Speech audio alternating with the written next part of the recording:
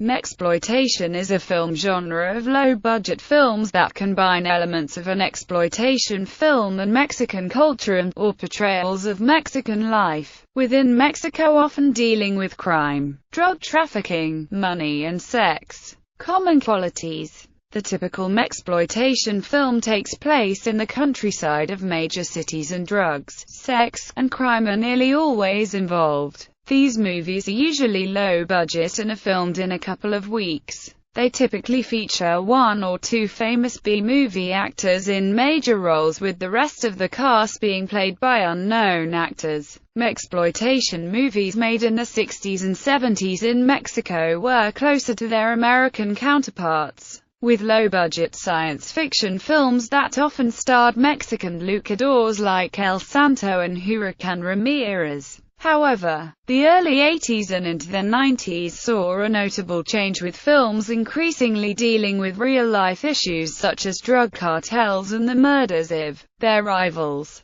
Notable actors in these films include Mario Almada, Hugo Stiglitz, Sergio Goyri, Valentin Trujillo, George Reynazo, Rodolfo Duranda, Fernando Almada, Rosa Gloria Chagoyan and David Reynazo. Director Robert Rodriguez in recent times has been considered a pioneer of Mexploitation in the United States. His first film, El Mariachi, contains many Mexploitation elements, and his most recent film, Planet Terror, contained a fake trailer then developed into a feature film called Machete, which contains many familiar elements of the genre. K. Gordon Murray, an exploitation film producer and distributor named K. Gordon Murray, created a unique collection of horror films in Mexico which began to appear on American late-night television and drive-in screens in the 1960s, ranging from monster movies clearly owing to the heyday of Universal Studios,